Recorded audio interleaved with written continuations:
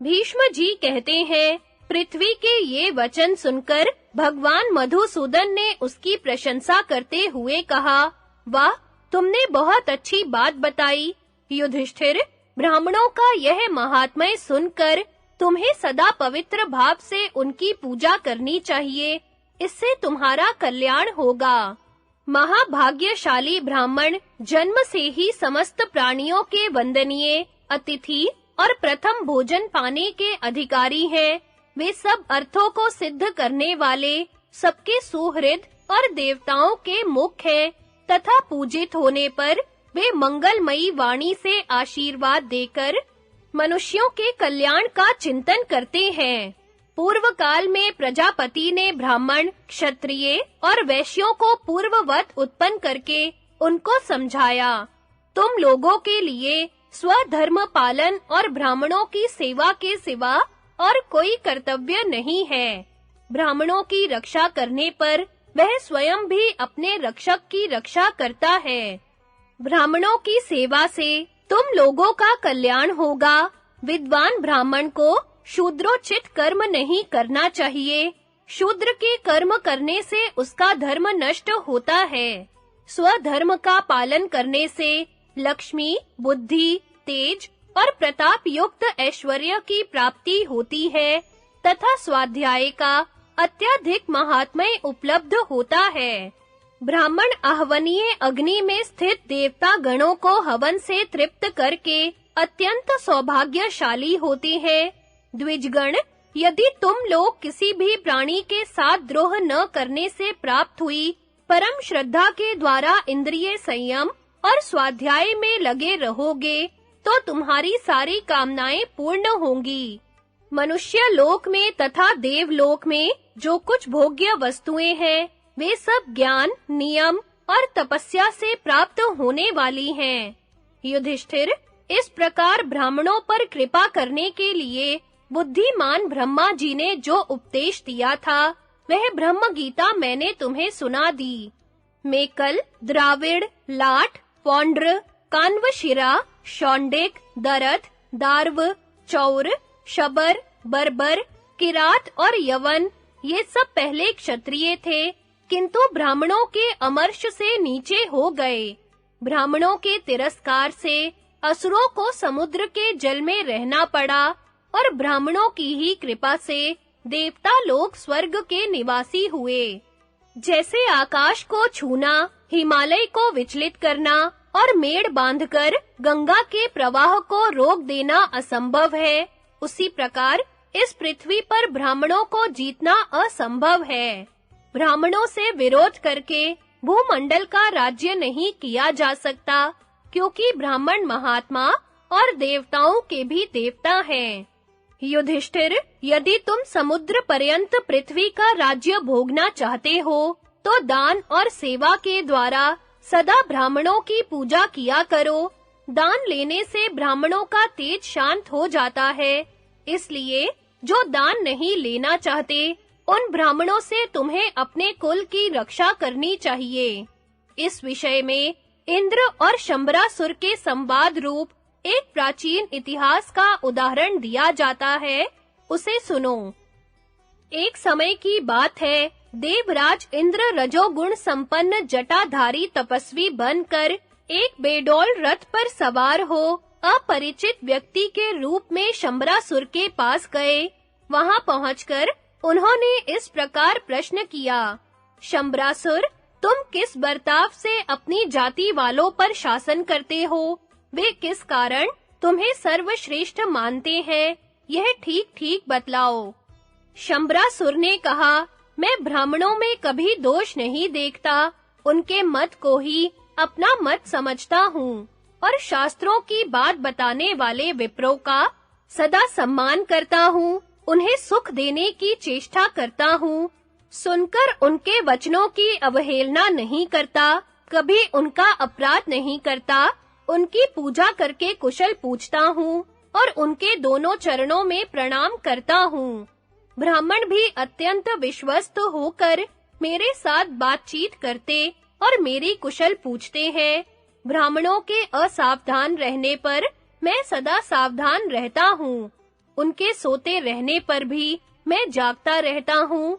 वे मुझे शास्त्रीय मार्ग पर चलने वाला ब्राह्मण भक्त तथा दोष दृष्टि से रहित जानकर अपने सदोपदेश के अमृत से सींचते रहते हैं। संतुष्ट होकर वे मुझसे जो कुछ कहते हैं उसे मैं अपनी बुद्धि के द्वारा ग्रहण करता हूँ। मेरा मन सदा ब्राह्मणों में लगा रहता है और मैं सदा उनके अनुकूल विचार रखता हूँ। उनकी वाणी से जो उपदेश का मधुर रस प्रवाहित होता है उसका आस्वादन करता रहता हूँ। इसीलिए नक्षत्रों पर चंद्रमा की भांति मैं अपने जाति वालों पर शासन करता हूँ। ब्राह्मण के मुख से शास्त्र का उपदेश सुनकर उसके अनुसार बर्ताव करना ही पृथ्वी पर सर्वोत्तम अमृत और सर्वोत्तम दृष्टि है।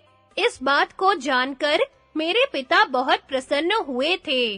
उन्होंने महात्मा ब्राह्मणों की महिमा देखकर चंद्रमा से पूछा, इन ब्राह्मणों को किस प्रकार सिद्धि प्राप्त हुई? चंद्रमा ने कहा, संपूर्ण ब्राह्मण तपस्या से ही सिद्ध हुए हैं। इनका बल इनकी वाणी में होता है। पहले गुरु के घर में ब्रह्मचर्य का पालन करते हुए कलेश सहन पूर्वक निवास करके प्रणव सहित वेद का अध्ययन करना चाहिए। फिर अंत में क्रोध त्याग कर शांत भाव से सन्यास ग्रहण करना चाहिए। सन्यासी को सर्वत्र समान दृष्टि रखनी चाहिए। जो संपूर्ण वेदों को अपने पिता के घर में रहकर पढ़ता है वह ज्ञान संपन्न और प्रशंसनीय होने पर भी विद्वानों के द्वारा ग्रामीण ही समझा जाता है। जैसे सांप बिल में रहने वाले छोटे जीवों को निगल जाता है, उसी प्रकार युद्ध न करने वाले क्षत्रिय और प्रवास न करने वाले ब्राह्मण को यह पृथ्वी निगल जाती है। मंद बुद्धि पुरुष के भीतर जो अभिमान होता है वह उसकी लक्ष्मी का नाश करता है। गर्भ धारण करने से, कन्या और सदा घर में रहने से ब्राह्मण दूषित समझे जाते हैं। मेरे पिता ने चंद्रमा से यह बात सुनकर ब्राह्मणों का पूजन किया था। उन्हीं की भांति मैं भी उत्तम व्रत धारण करने वाले ब्राह्मणों की पूजा करता हूँ। भीष्म जी कहते हैं, दानवराज शंबर के मुंह से यह वचन सुनकर इंद्र ने ब्राह्मणों का पूजन किया। इससे उन्हें महेंद्र पद की प्राप्ति हुई। दान पात्र पुरुषों की परीक्षा और स्त्री रक्षा के विषय में देव शर्मा तथा विपुल की कथा। युधिष्ठिर ने पूछा, पितामह, दान का पात्र कौन होता है? अपरिचित पुरुष या बहुत दिनों तक अपने साथ रहा हुआ अथवा दूर देश से आया हुआ? इनमें से किसे पात्र समझना चाहिए? भीष्म जी ने कहा, युधिष्ठिर, इनमें से कोई अपनी क्रिया के कारण दान का पात्र होता है और कुछ लोग अपने मौन व्रत के कारण। जो मनुष्य सब कुछ दान कर देने के लिए किसी वस्तु की याचना करता है वह भी दान का पात्र है। कुटुंब के मनुष्यों को कष्ट न देकर ही दान करना चाहिए। जिनके भरण पोषण का भार अपने ऊपर है उनको कष्ट देकर दान करने वाला मनुष्य अपने को नीचे गिराता है। इस प्रकार जो पहले से परिचित नहीं है या जो बहुत दिनों तक साथ रह चुका है अथवा जो दूर देश से आया हुआ है, इन तीनों को ही विद्वान पुरुष दान पात्र समझते हैं। युधिष्ठिर ने पूछा, पितामह, किसी प्राणी को पीड़ा न पहुँचे और धर्म में भी बाधा न आने पावे, इस प्रकार दान देना उचित है। किंतु पात्र की यथार्थ पहचान कैसे हो, जिससे उसको दान करने के बाद मन में पश्चाताप न हो? भीष्म जी ने कहा, बेटा, ऋत्विक, पुरोहित, आचार्य, शिष्य, संबंधी, बांधव, विद्वान और दोष दृष्टि से रहित पुरुष ये सभी पूजनीय और माननीय हैं। इनके विपरीत बर्ताव करने वाले पुरुष सत्कार के योग्य नहीं हैं। अतः खूब सोच विचार कर योग्य पुरुषों की परख करनी चाहिए। अक्रोध, सत्य भाषण, अहिंसा, इंद्रिय संयम, सरलता, द्रोह और अभिमान का अभाव, लज्जा, सहनशीलता और मनोनिग्रह, ये गुण जिनमें स्वभावतः दिखाई दे और कोई बुराई न जान पड़े, वे दान और सम्मान के उत्तम पात्र हैं। जो पुरुष बहुत दिनों तक अपने साथ रहा हो, वह भी दान का पात्र है, तथा जो तुरंत आया हो, वह परिचित हो या अपरिचित, दान और सम्मान पाने के योग्य है। वेदों को अप्रामाणिक मानना, शास्त्र की आज्ञा का उल्लंघन करना और सर्वत्र अव्यवस्था फैलाना अपने ही विनाश का कारण है। जो ब्राह्मण अपने पांडित्य का अभिमान करके व्यर्थ के तर्क का आश्रय लेकर वेदों की निंदा करता है, सत्पुरुषों की सभा में कोरी तर्क की बातें कहकर विजय पाता, शास्त्रानुकूल युक्तियों का प्रतिपादन नहीं करता, जोर-जोर से हल्ला मचाता और बहुत अधिक बोलता है, जो सब पर संदेह करता, बालकों और मूर्खों का सा व्यवहार करता तथा कठोर वचन बोलता है, ऐसे पुरुष को अस्पृश्य समझना चाहिए। विद्वानों की दृष्टि में वह मनुष्यों में कुत्ते के समान है। जैसे कुत्ता भौंकने और काटने के लिए दौड़ता है, इसी प्रकार वह बहस करने और शास्त्रों का खंडन करने के लिए इधर-उधर दौड़ता फिरता है। मनुष्य को जगत के व्यवहार पर दृष्टि डालनी चाहिए, धर्म और अपने कल्याण के उपायों पर विचार करना चाहिए। ऐसा करने वाला पुरुष सदा ही उन्नतिशील होता है। जो देवताओं के, ऋषियों के, पितरों के, ब्राह्मणों के और अतिथियों के ऋण से मुक्त होता है और क्रमशः विशुद्ध और विनय युक्त भाव से शास्त्रोक्त कर्म का अनुष्ठान करता है, वह गृहस्थ कभी धर्म से भ्रष्ट नहीं होता। युधिष्ठिर ने पूछा, पितामह, पुरुष इस संसार में तरुणी स्त्रियों की रक्षा किस प्रकार कर सकता है, जो सत्य को असत्य और असत्य को सत्य बना देती है, जो सत्कार करने और न करने पर भी मन में विकार पैदा करती हैं? ऐसी स्त्रियों की रक्षा कौन कर सकता है? यदि उनकी रक्षा किसी प्रकार संभव हो अथवा किसी ने पहले कभी उनकी रक्षा की हो, तो उस विषय का स्पष्ट वर्णन। महाबाहो, तुम स्त्रियों के विषय में जैसा कह रहे हो वह ठीक ही है, इसमें मिथ्या कुछ भी नहीं है। इस विषय में मैं तुम्हें एक पुराना इतिहास सुना रहा हूँ, जिसमें महात्मा विपुल ने जिस प्रकार गुरु पत्नी की रक्षा की थी, उसी का वर्णन है। वास्तव में तरुणी स्त्रियां प्रज्वलित अग्नि के समान हैं। ये मय दानव की बनाई हुई माया है। क्षुरे की धार, विष, सर्प और अग्नि एक और स्त्रियां एक और। प्राचीन काल की बात है, देव शर्मा नाम से प्रसिद्ध एक महान सौभाग्यशाली ऋषि थे। उनके रुचि नाम की एक स्त्री थी, जो इस पृथ्वी पर अद्वितीय सुंदरी थी। उसका रूप देखकर देवता, दानव और गंधर्व भी मतवाले हो जाते थे। इंद्र तो उस पर विशेष रूप से आसक्त थे। महामुनि देव शर्मा स्त्रियों के चरित्र से भली भांति परिचित थे और यह भी जानते थे कि इंद्र बड़ा ही पर स्त्री लंपट है, इसलिए वे अपनी स्त्री की यत्न पूर्वक रक्षा करते थे। एक बार उनके मन में यज्ञ करने का विचार हुआ। उस समय वे सोचने लगे, यदि मैं यज्ञ में लग जाऊं तो मेरी स्त्री की रक्षा कैसे होगी। फिर मन ही मन उसकी रक्षा का उपाय निश्चित कर उन महातपस्वी ने अपने प्रिय शिष्य विपुल को, जो भृगु गोत्र में उत्पन्न हुआ था, बुलाया और उससे इस प्रकार कहा, बेटा, मैं यज्ञ करने जाऊंगा, तुम मेरी स्त्री रुचि की बलपूर्वक रक्षा करना, क्योंकि देवराज इंद्र सदा इसे प्राप्त करने की घात में लगा रहता है। उसकी ओर से तुम्हें सदा सावधान रहना चाहिए, क्योंकि वह नाना प्रकार के रूप धारण करता है। विपुल बड़े ही जितेंद्रिय और उग्र तपस्वी थे। अग्नि और सूर्य के समान उनकी कांति थी तथा वे धर्म के ज्ञाता और सत्यवादी थे। गुरु की आज्ञा सुनकर उन्होंने उत्तर दिया, बहुत अच्छा, मैं ऐसा ही करूंगा। फिर जब गुरुजी चलने को उद्यत हुए, तो विपुल ने पूछा, मुने, इंद्र जब आता है तो कौन-कौन से रूप धारण करता है, उसका शरीर और तेज कैसा है, यह मुझे बताने की कृपा कीजिए। देव शर्मा ने कहा, बेटा, इंद्र बड़ा मायावी है। वह बारंबार बहुत से रूप बदलता रहता है। कभी तो मस्तक पर मुकुट पहने, हाथ में वज्र और धनुष लिए तथा कानों में कुंडल धारण किए आता है, और कभी एक ही क्षण में चांडाल के समान रूप बना लेता है।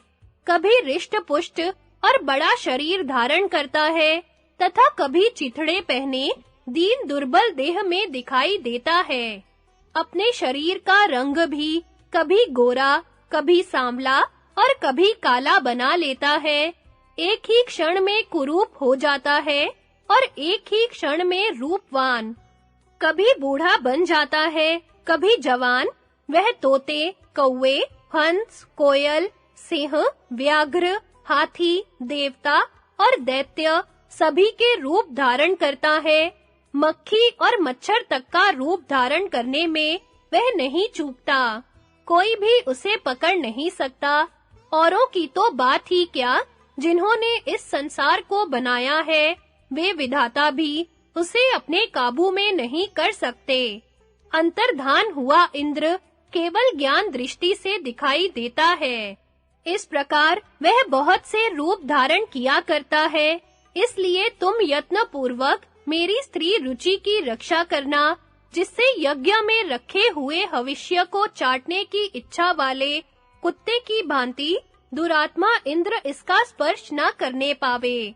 यह कहकर महाभाग देव शर्मा मुनि यज्ञ करने के लिए चले गए।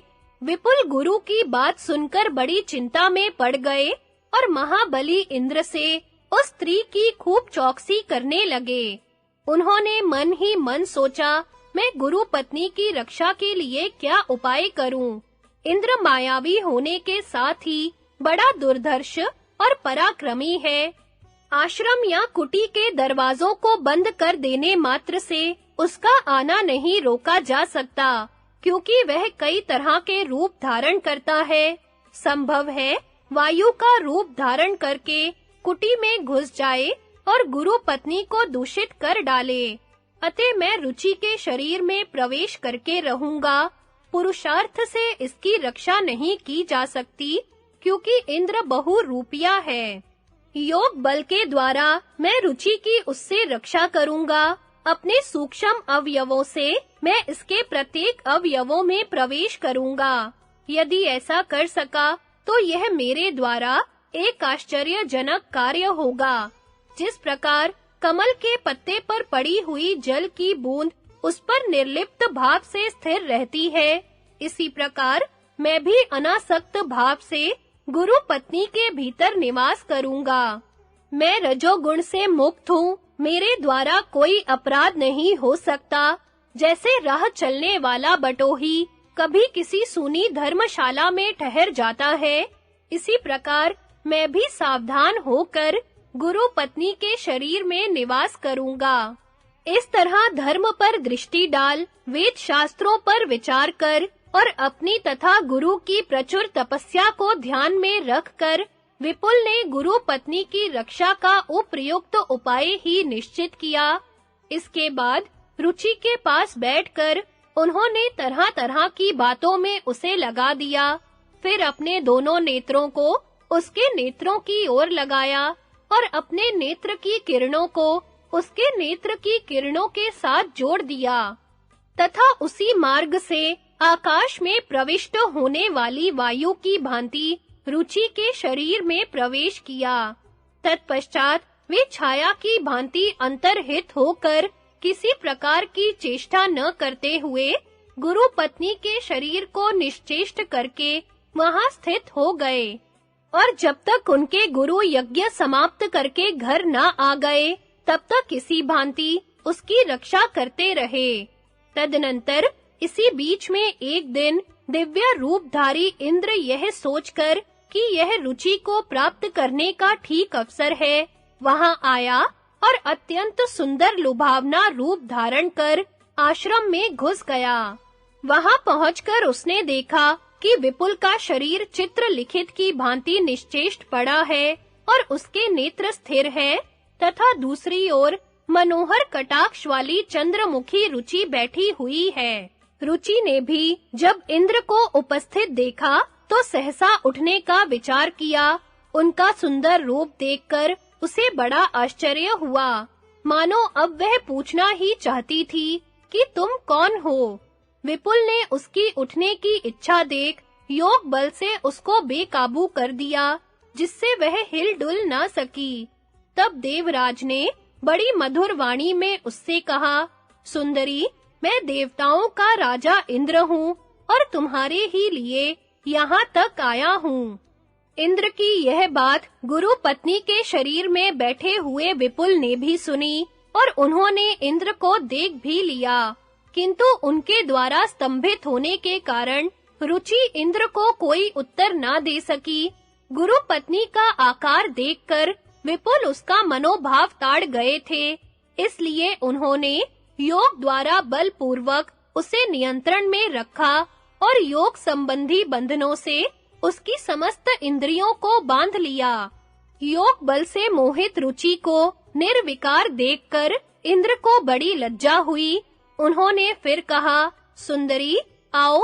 यह सुनकर वह उन्हें कुछ अनुकूल उत्तर देना ही चाहती थी कि विपुल ने उसकी वाणी में उलटफेर कर दिया।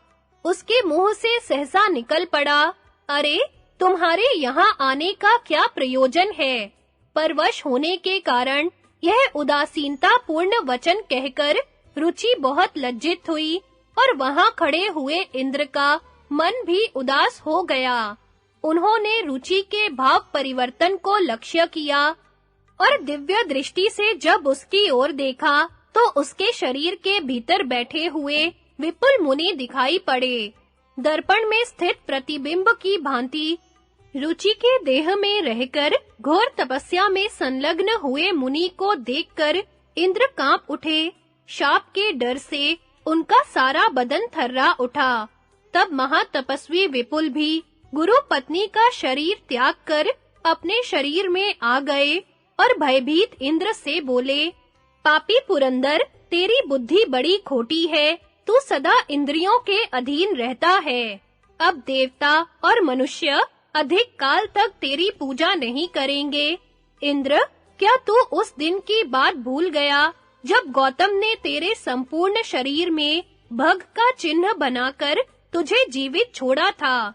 क्या तेरे मन में उस घटना की याद अब नहीं रही?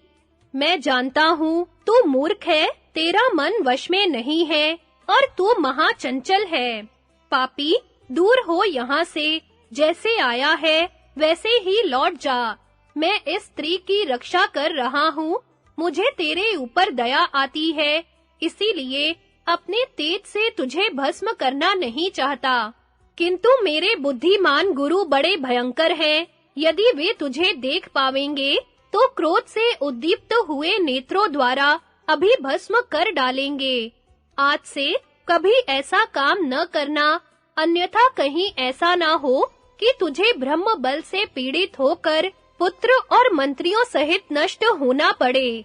यदि तू अपने को अमर मानकर ऐसे कामों में हाथ डालता है तो यूं किसी का अपमान न किया कर। तपस्या से कोई भी कार्य असाध्य नहीं है। भीष्म जी कहते हैं, महात्मा विपुल की ये बातें सुनकर इंद्र बहुत लज्जित हुए और कुछ उत्तर न देकर चुपचाप अंतर्धान हो गए। अभी उनके गए एक ही मुहूर्त बीतने पाया था कि महातपस्वी देव शर्मा इच्छा अनुसार यज्ञ पूर्ण करके अपने आश्रम पर लौट आए। गुरु के आने पर उनका प्रिय कार्य करने वाले विपुल ने उनके चरणों में प्रणाम किया और अपने द्वारा सुरक्षित उनकी सती साध्वी भार्या रुचि को उन्हें सौंप दिया। तत्पश्चात शांत चित्त विपुल फिर पहले की ही भांति निशंक भाव से गुरु की सेवा करने लगे। जब गुरु जी विश्राम लेकर अपनी पत्नी के साथ बैठे, उस समय विपुल ने इंद्र की सारी करतूत उन्हें कह सुनाई।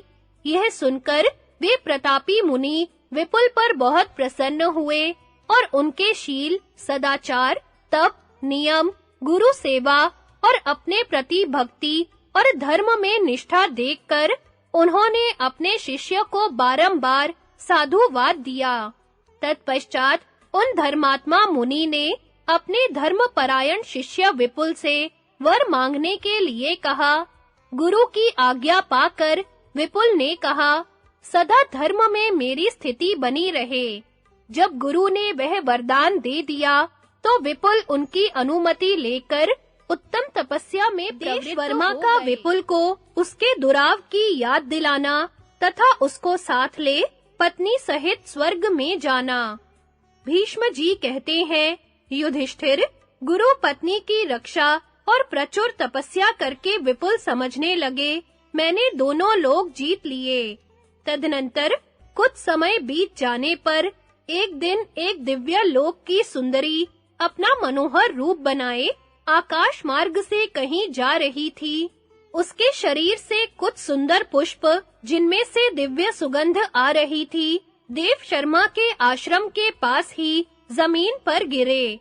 रुचि ने उन पुष्पों को उठाकर रख लिया। उसकी एक बड़ी बहन थी जिसका नाम था प्रभावती। वह अंगराज चित्ररथ को ब्याही गई थी।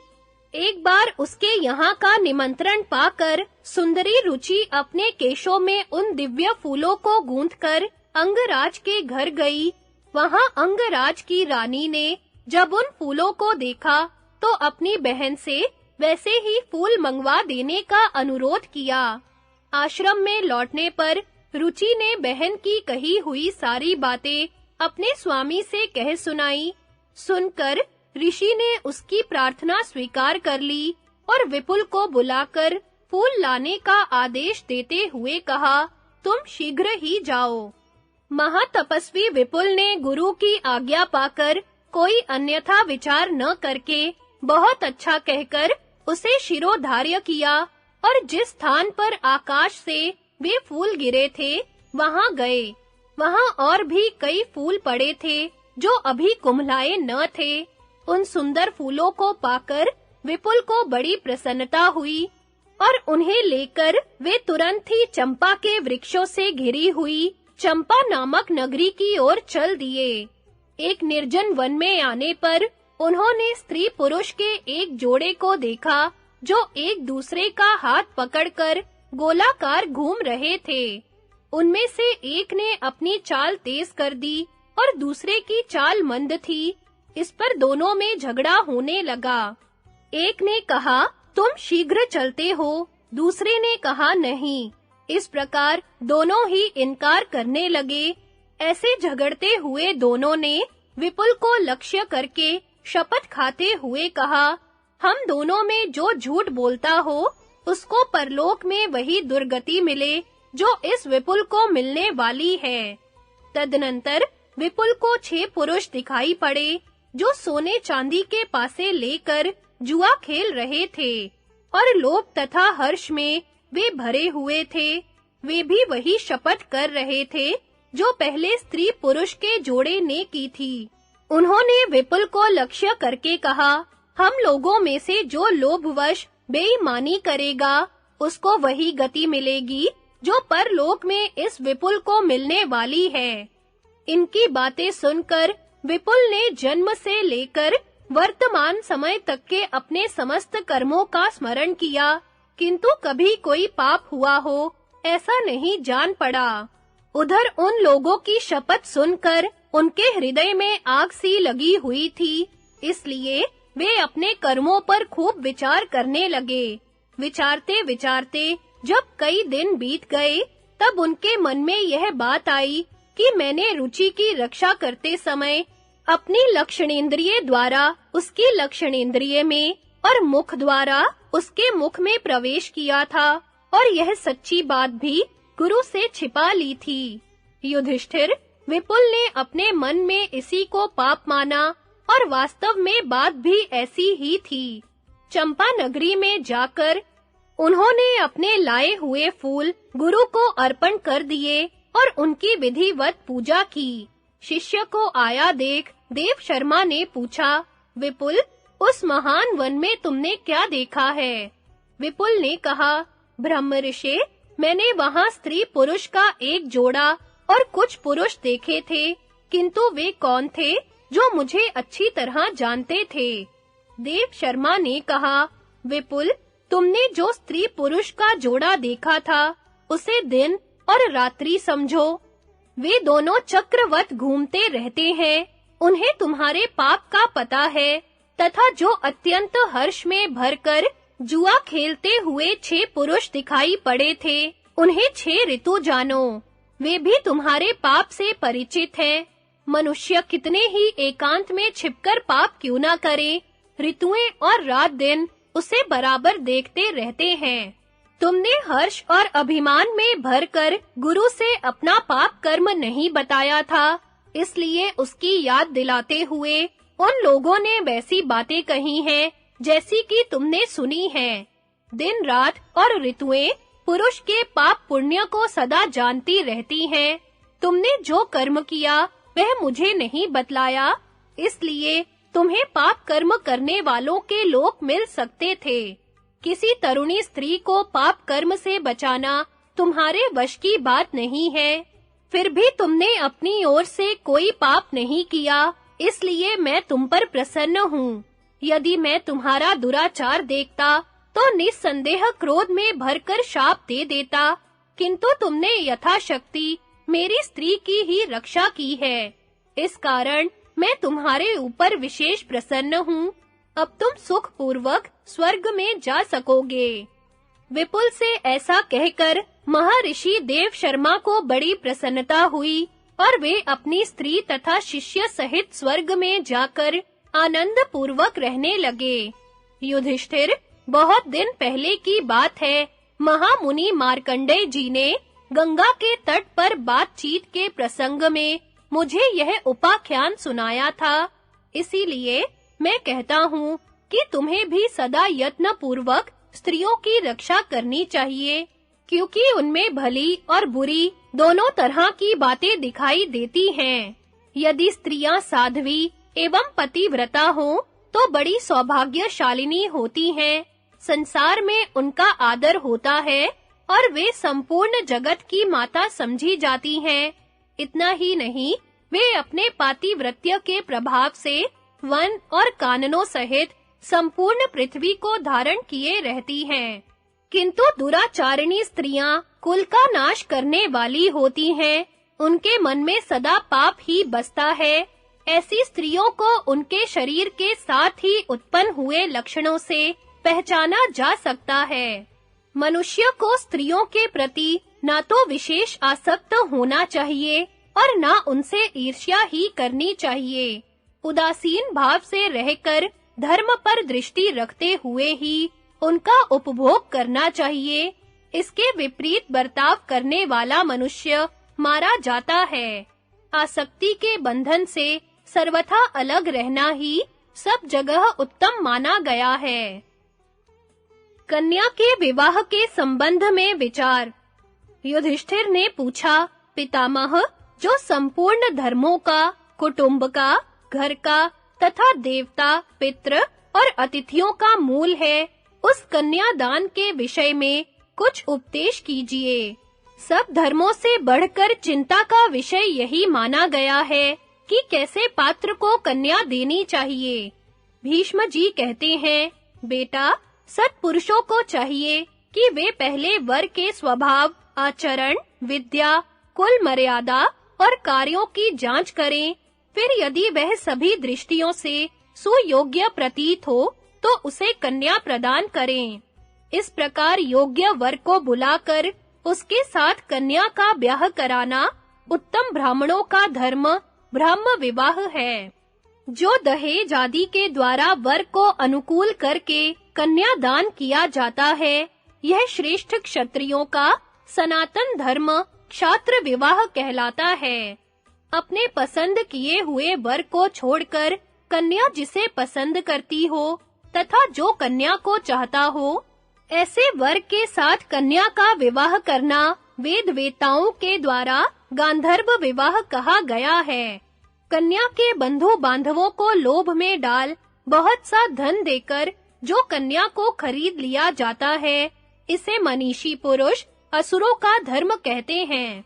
इसी प्रकार कन्या के अभिभावकों को मारकर उनके मस्तक काटकर रोती हुई कन्या को घर में से जबरदस्ती पकड़ लाना राक्षसों का काम है।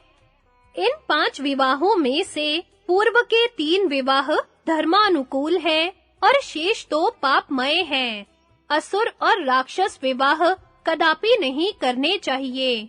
जिस कन्या के पिता और भाई न हो उसके साथ कभी विवाह नहीं करना चाहिए, क्योंकि वह पुत्री का धर्म वाली मानी जाती है।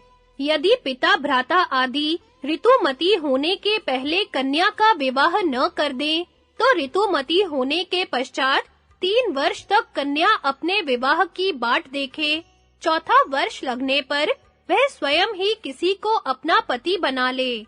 ऐसा करने से उसकी संतान निकृष्ट नहीं मानी जाती। जो इसके विरुद्ध आचरण करती है, उसकी निंदा होती है। जो कन्या माता की सपिंड और पिता के गोत्र की न हो, उसी के साथ विवाह करना मनु जी ने धर्मानुसार बताया। पितामह, यदि एक मनुष्य ने विवाह पक्का करके कन्या का शुल्क दे दिया हो, दूसरे ने शुल्क देने का वादा करके ब्याह पक्का किया हो, तीसरा उसी कन्या को बलपूर्वक ले जाने की बात कर रहा हो, चौथा उसके भाई बंधुओं को विशेष धन का लोभ दिखाकर ब्याह करने को तैयार हो, और पांचवा उसका पाणी ग्रहण कर चुका हो, तो धर्मतः वह कन्या किसकी पत्नी मानी जाएगी? भीष्म जी ने कहा, युधिष्ठिर, कन्या के भाई बंधु जिस कन्या को धर्म पूर्वक पाणी ग्रहण की विधि से दान कर देते हैं अथवा जिसे शुल्क लेकर दे डालते हैं, उस कन्या को धर्म पूर्वक विवाह करने वाला अथवा शुल्क देकर खरीदने वाला यदि अपने घर ले जाए, तो इसमें किसी प्रकार का दोष नहीं होता। कन्या के कुटुंबी जनों की अनुमति मिलने पर वैवाहिक मंत्र और होम का प्रयोग करना चाहिए, तभी वे मंत्र सफल होते हैं। जिसका माता-पिता के द्वारा दान नहीं किया गया, उसके लिए किए गए मंत्र प्रयोग सिद्ध नहीं होते। पति और पत्नी में जो परस्पर मंत्रोच्चारण पूर्वक प्रतिज्ञा होती है, वही श्रेष्ठ मानी जाती है, और यदि उसके लिए बंधु बांधवों का समर्थन प्राप्त हो, तब तो और उत्तम है। युधिष्ठिर ने पूछा, पितामह, यदि 1 वर्ष से कन्यादान का वादा करके शुल्क ले लिया गया हो और पीछे उससे भी श्रेष्ठ धर्म, अर्थ और काम से संपन्न अत्यंत योग्य वर मिल जाए, तो पहले जिससे शुल्क लिया गया है, उसको कन्या देने से इनकार कर देना चाहिए या नहीं? भीष्म जी ने कहा, युधिष्ठिर, शुल्क देने मात्र से ही कोई कन्या किसी की पत्नी नहीं हो जाती। शुल्क देने वाला भी इस बात को समझकर ही शुल्क देता है। इसके सिवा जो कन्या का शुल्क लेते हैं, वे वास्तव में उसका दान नहीं करते। कन्या के भाई बंधु जब वर को किसी विपरीत गुण में युक्त देखते हैं, तभी शुल्क मांगते हैं। यदि वर को बुलाकर कहा जाए कि तुम मेरी कन्या को गहने पहनाकर विवाह कर लो, और ऐसा कहने पर वह कन्या को आभूषण देकर विवाह करे, तो यह भी धर्मानुकूल ही है। इस प्रकार कन्या के लिए आभूषण लेकर जो कन्या दान किया जाता है, वह ना तो शुल्क है और ना विक्रय ही। कन्या के लिए कोई वस्तु स्वीकार करके उसका दान करना सनातन धर्म है। जो लोग भिन्न-भिन्न व्यक्तियों से कहते हैं, मैं आपके साथ कन्या का विवाह करूंगा, आपको अपनी कन्या न दूंगा और आपको अवश्य दूंगा, उनकी ये सभी बातें कन्या देने के पहले नहीं कहे के ही बराबर हैं। महर्षियों का मत है कि अयोग्य वर को कन्या नहीं देनी चाहिए, क्योंकि सुयोग्य पुरुष को कन्या दान करना ही काम संबंधी सुख तथा सुयोग्य संतान की उत्पत्ति का कारण है।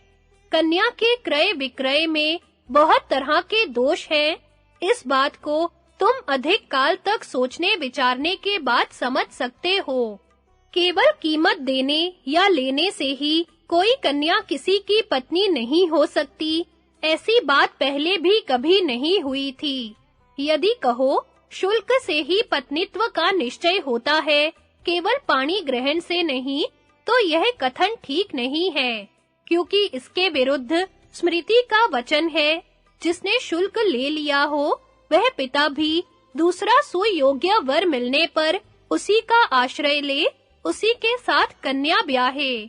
जो लोग शुल्क से ही पत्नीत्व का निश्चय होना स्वीकार करते हैं, पानी ग्रहण से नहीं, उनके कथन को धर्मज्ञ पुरुष प्रमाण नहीं मानते।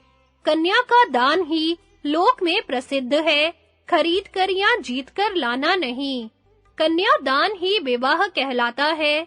जो लोग कीमत देकर खरीदने या बलात्कार लाने को ही पत्नीत्व का कारण मानते हैं, वे धर्म को नहीं जानते। खरीदने वालों को कन्या नहीं देनी चाहिए तथा जो बेची जा रही हो, ऐसी कन्या से विवाह नहीं करना चाहिए, क्योंकि पत्नी खरीदने बेचने की वस्तु नहीं है। जो दासियों की खरीद बिक्री करते हैं, वे बड़े लोभी और पापात्मा हैं। ऐसे ही लोग पत्नी को भी खरीदने बेचने का विचार करते हैं। इस विषय में पूर्व काल के लोगों ने सत्यवान से प्रश्न किया, महाप्राज्ञ, यदि कन्या का शुल्क देने के पश्चात शुल्क देने वाले की मृत्यु हो जाए, तो उसका दूसरे के साथ विवाह हो सकता है या नहीं? उनका यह प्रश्न सुनकर सत्यवान ने कहा, जहां उत्तम पात्र मिलता हो, वहीं कन्या देनी चाहिए। इसके विपरीत कोई विचार मन में नहीं लाना चाहिए। शुल्क देने वाला जीवित हो, तो भी सुयोग्य वर के मिलने पर सज्जन पुरुष उसी के साथ कन्या का ब्याह करते हैं, फिर उसके मर जाने पर अन्यत्र करें, तो इसमें संदेह ही क्या है? कन्या का पाणी ग्रहण होने से पहले का वैवाहिक मंगलाचार हो जाने पर भी यदि दूसरे सुयोग्य वर को कन्या दे दी जाए, तो दाता को केवल मिथ्या भाषण का पाप लगता है। सप्तपदी के 7वें पद में वैवाहिक मंत्रों की समाप्ति होती है, अर्थात सप्तपदी की विधि पूर्ण होने पर ही कन्या में पत्नीत्व की सिद्धि होती है। जिस पुरुष को जल से संकल्प करके कन्या दी जाती है, वही उसका पाणी ग्रहीता पति होता है और उसी की वह पत्नी कहलाती है। इस प्रकार विद्वानों ने कन्या दान की विधि बतलाई है। युधिष्ठिर ने पूछा, पितामह, जिस कन्या का शुल्क ले लिया गया हो और उसको शुल्क देने वाला पति मौजूद न हो, तो उसके पिता को क्या करना चाहिए? भीष्म जी ने कहा, युधिष्ठिर, यदि संतानहीन धनी से शुल्क लिया गया है, तो पिता का कर्तव्य है कि वह उसके लौटने तक कन्या की हर तरह से रक्षा करे। खरीदी हुई कन्या का शुल्क जब तक लौटा नहीं दिया जाता, तब तक वह कन्या शुल्क देने वाले की ही मानी जाती है। युधिष्ठिर ने पूछा, दादाजी, जिसके पुत्र नहीं कन्या है, उसके लिए वही पुत्र के समान है। फिर कन्या के रहते हुए दूसरे लोग उसके धन के अधिकारी कैसे हो सकते हैं? भीष्म जी ने कहा, बेटा, पुत्र अपने आत्मा के समान है और कन्या तथा पुत्र में कोई अंतर नहीं है। फिर आत्म स्वरूप पुत्री के रहते हुए दूसरा कोई उसका धन कैसे ले सकता है? माता को जो दहेज में धन मिला होता है, उस पर कन्या का ही अधिकार है। अतः जिसके कोई पुत्र नहीं है, उसके धन को पाने का अधिकारी उसका नाती ही है, क्योंकि वह अपने पिता और नाना को भी पिंड देता है। धर्म की दृष्टि से पुत्र और दौहित्र में कोई भेद नहीं है। यदि पहले कन्या उत्पन्न हुई और वह पुत्र रूप में स्वीकार कर ली गई तथा उसके बाद पुत्र भी पैदा हुआ, तो वह पुत्र उस कन्या के साथ ही पिता के धन का अधिकारी होता है। यदि दूसरे का पुत्र गोद लिया गया हो, तो उस दत्तक पुत्र की अपेक्षा अपनी सगी बेटी ही श्रेष्ठ मानी जाती है। जो कन्याएं शुल्क लेकर बेच दी गई हो, उनसे उत्पन्न होने वाले पुत्र केवल अपने पिता के ही उत्तराधिकारी होते हैं। उन्हें दौहित्र के रूप में अपने धन का अधिकारी बनाना युक्ति संगत नहीं जान पड़ता, क्योंकि आसुर विवाह से जिन पुत्रों की उत्पत्ति होती है, वे दूसरों के दोष देखने वाले, पापाचारी, पराया धन हड़पने वाले, शठ तथा धर्म के विपरीत बर्ताव करने वाले होते हैं। इस विषय में प्राचीन बातों को जानने वाले धर्मज्ञ पुरुष यम की गाई हुई गाथा का इस प्रकार वर्णन करते हैं। जो मनुष्य अपने पुत्र को बेचकर धन पाना चाहता है अथवा जीविका के लिए शुल्क लेकर कन्या को बेच देता है, वह अत्यंत भयंकर काल सूत्र नामक नरक में पड़कर अपने ही पसीने और मल मूत्र का भक्षण करता है। जो किसी कुमारी कन्या को बलपूर्वक अपने वश में करके उसका उपभोग करते हैं, वे पापी अंधकारपूर्ण नरक में पड़ते हैं। अपनी संतान की बात तो दूर रही, किसी दूसरे मनुष्य को भी बेचना नहीं चाहिए। अधर्म के रास्ते से जो धन आता है, उससे कोई धर्म नहीं होता। कुमारी पूजन के रूप में जो वस्त्र और आभूषण आदि प्राप्त होते हैं, उन्हें स्वीकार करने में कोई दोष नहीं है, किंतु वे सब के सब कन्या को दे डालने चाहिए। अपना विशेष कल्याण चाहने वाले पिता, भाई, श्वशुर और देवरों को चाहिए कि वे कन्या को वस्त्र आभूषण आदि देकर उसका सम्मान करें। यदि स्त्री की रुचि पूर्ण न की जाए, तो वह पुरुष को प्रसन्न नहीं कर सकती और उस अवस्था में पुरुष की संतान वृद्धि नहीं हो सकती। इसलिए स्त्रियों का सदा सत्कार और प्यार करना चाहिए। जहाँ स्त्रियों का आदर होता है, वहाँ देवता लोग प्रसन्नता पूर्वक निवास करते हैं। जिस घर में स्त्रियों का अनादर होता है, वहाँ की सारी क्रियाएं निष्फल हो जाती हैं। जिस कुल में बहु बेटियों को दुख मिलने के कारण शोक होता है, उस कुल का नाश हो जाता है। ये नाराज होकर जिन घरों को शाप दे देती हैं, वे कृत्या द्वारा नष्ट हुए के समान उजाड़ हो जाते हैं। उनकी शोभा, समृद्धि और संपत्ति का नाश हो जाता है। महाराज मनु ने स्त्रियों को पुरुषों के अधीन करके कहा था, मनुष्यों, स्त्रियां अबला, ईर्ष्यालु, मान चाहने वाली, कुपित होने वाली, पति का हित चाहने वाली और विवेक शक्ति से हीन होती हैं, तथापि ये सम्मान के योग्य हैं। अतः तुम लोग सदा इनका सत्कार करना, क्योंकि स्त्री जाति ही धर्म की प्राप्ति का कारण है। तुम्हारी परिचर्या और नमस्कार स्त्रियों के ही अधीन है। संतान की उत्पत्ति, उसका लालन पालन और लोक यात्रा का प्रसन्नता पूर्वक निर्वाह भी उन्हीं पर निर्भर है। यदि तुम लोग स्त्रियों का सम्मान करोगे, तो तुम्हारे संपूर्ण कार्य सिद्ध हो जाएंगे। स्त्रियों के कर्तव्य के संबंध में राजा जनक की पुत्री ने एक श्लोक का गान किया है, जिसका सारांश इस प्रकार है। स्त्री के लिए यज्ञ आदि कर्म, श्राद्ध और उपवास करना आवश्यक नहीं है। उसका धर्म है केवल अपने पति की सेवा करना। नारी पति सेवा से ही स्वर्ग पर विजय प्राप्त करती है। कुमारावस्था में स्त्री की रक्षा उसका पिता करता है। जवानी में पति उसका रक्षक है और वृद्ध होने पर पुत्र पर उसकी रक्षा का भार रहता है। अतः स्त्री को कभी स्वतंत्र नहीं रहना चाहिए। युधिष्ठिर, स्त्रियां ही घर की लक्ष्मी हैं। पुरुष को उनका भली भांति सत्कार करना चाहिए। अपने वश में रखकर पालन करने से स्त्री लक्ष्मी का स्वरूप संकरों की उत्पत्ति तथा कृतक पुत्र का वर्णन। युधिष्ठिर ने पूछा, पितामह, यदि मनुष्य धन के लोभ से अथवा कामवश अन्य वर्ण की स्त्री के साथ समागम करता है, तो वर्ण संकर संतान उत्पन्न होती है।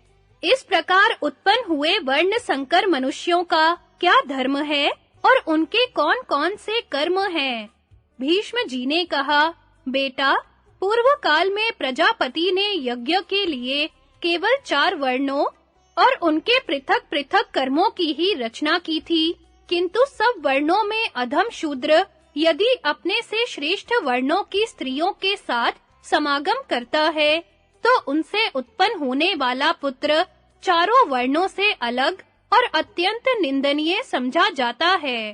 क्षत्रिय यदि ब्राह्मण जाति की स्त्री के साथ संसर्ग करता है, तो उससे वर्ण बाह्य सूत जाति की उत्पत्ति होती है, जिसका काम है स्तुति आदि करना। वैश्य जाति का पुरुष ब्राह्मण की स्त्री के साथ समागम करके जिस पुत्र को जन्म देता है, वह सब वर्णों से पृथक वैदेहक और मौद्गल्य कहलाता है। शूद्र द्वारा ब्राह्मणी के गर्भ से उत्पन्न होने वाला पुत्र अत्यंत भयंकर कर्म करने वाला चांडाल होता है। वह गांव के बाहर बसता है और उससे वध्य पुरुषों को प्राण दंड आदि देने का काम लिया जाता है। ये सभी कुलांगार मनुष्य नीच वर्णों द्वारा ब्राह्मणी के गर्भ से जन्म धारण करते और वर्ण संकर कहलाते हैं। वैश्य के द्वारा क्षत्रिय जाति की स्त्री के गर्भ से उत्पन्न होने वाला पुत्र बंदी और मागध कहलाता है। यह लोगों की प्रशंसा करके अपनी जीविका चलाता है। इसी प्रकार यदि शूद्र क्षत्रिय जाति की स्त्री के साथ समागम करता है, तो उससे मछली मारने वाले निषाद जाति की उत्पत्ति होती है, और यदि वह वैश्य जाति की स्त्री से संसर्ग करता है, तो आयोगव जाति का पुत्र उत्पन्न होता है, जो बढ़ई का काम करके जीविका चलाता है।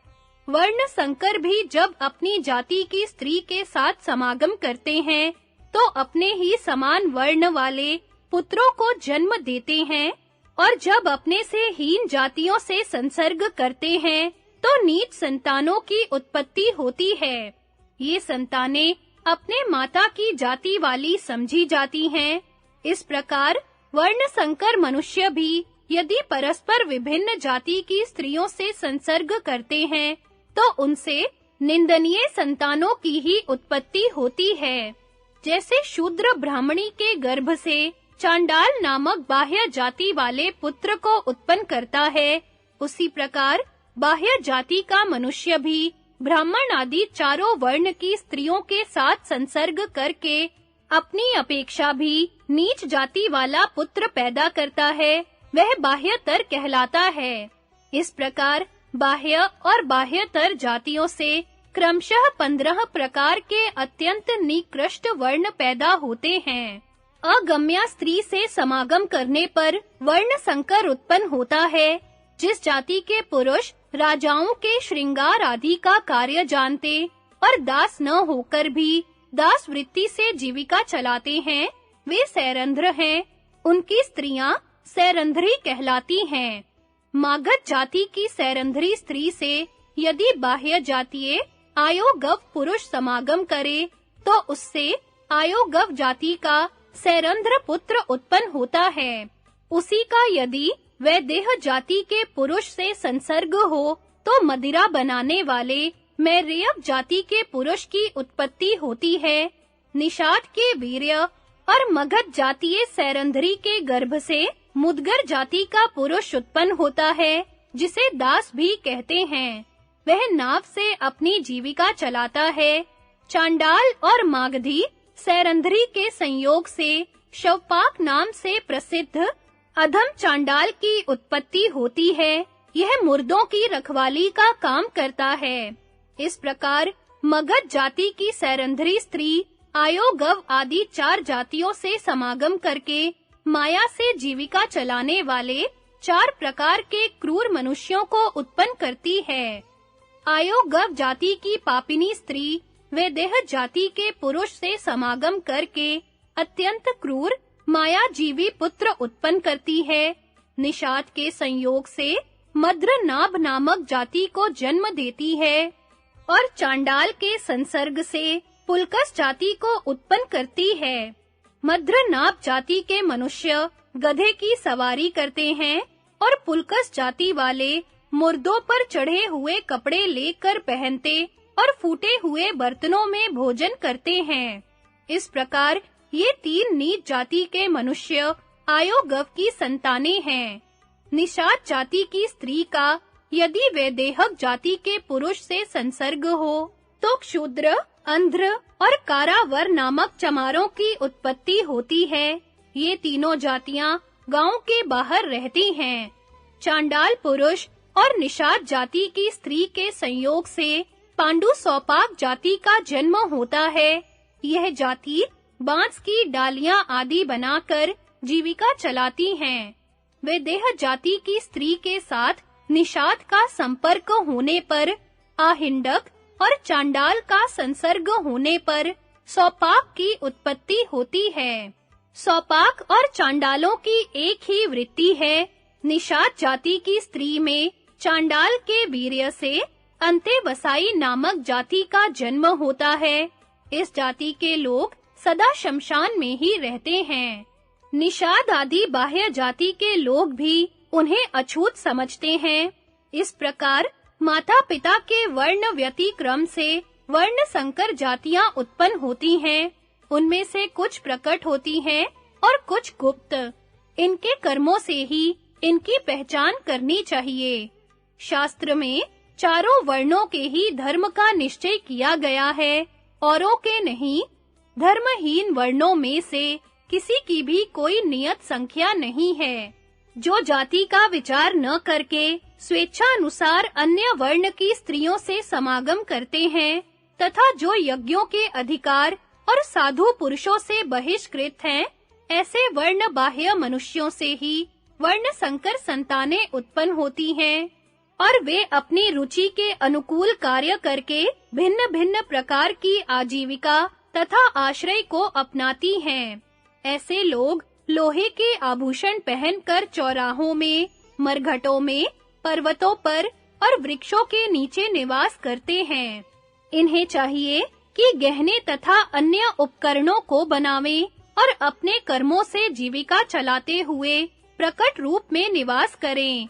इसमें तनिक भी संदेह नहीं कि यदि ये गौ और ब्राह्मणों की सहायता करें, कठोरता पूर्ण कर्म त्याग दें, सब पर दया करें, सत्य बोलें, दूसरों के अपराध क्षमा करें और अपने शरीर को कष्ट में डालकर भी दूसरों की रक्षा करें, तो इन वर्ण संकर मनुष्यों की भी पारमार्थिक उन्नति हो सकती है। युधिष्ठिर ने पूछा, पितामह, जो चारों वर्णों से बहिष्कृत वर्ण संकर मनुष्य से उत्पन्न और अनार्य होकर भी आर्य सा प्रतीत हो रहा हो, उसकी पहचान हम लोग कैसे कर सकते हैं?